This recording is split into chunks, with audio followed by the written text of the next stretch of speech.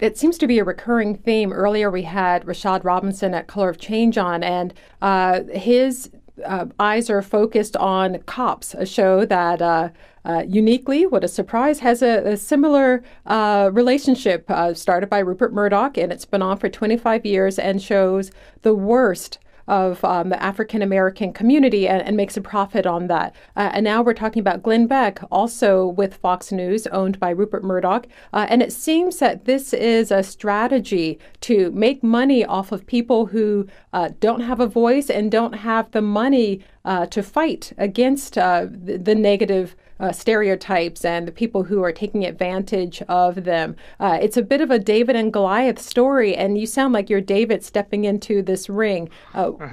What? Yeah, no, it's true. I think that, for me, it was very clear that Beck's conduct was, I never called him a racist. One, I don't think I'm in the position to do that. And two, there's all kinds of, people have all kinds of, the larger community has all kinds of problems with that, especially when you sort of say that description. But what I did say, and what I thought was undeniable, was that even if whether or not he's a racist is somewhat irrelevant, because the things that he did on his show every day preyed on racial anxieties. And that's what he was doing deliberately and well. He was exploiting those racial anxieties in order to, drive up his audience.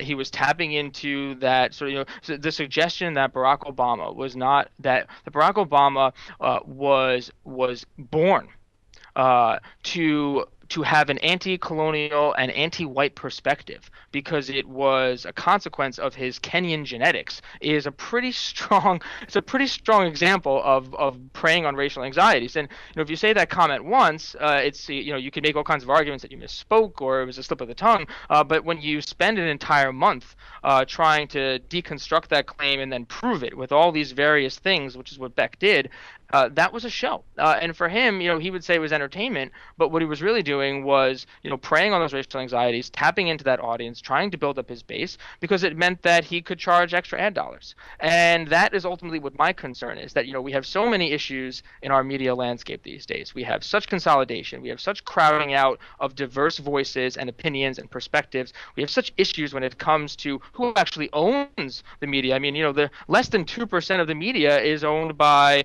non-whites. I mean, that's a very significant problem when you think about issues like what you were talking about before with cops. That the idea that there's so few perspectives there is a problem in itself, and then to add on top of that problem a perverse incentive, a financial reward to actually stoke those anxieties and exploit them in order to drive up your ad rates is a real problem. And by going after the advertiser in the way that we did, it wasn't the case that we were attacking them and really going after the advertisers, but we were getting them to understand, one, what it was that they were participating in and supporting, and two, why it was bad for their own business.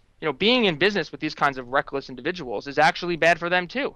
And a lot of them ended up appreciating the fact that they weren't unintentionally financially supporting someone like Beck who would actually hurt their customers or their potential demographic. And so it's not the case that it was an entirely adversarial relationship, because I think the advertisers, many of them really appreciated it too.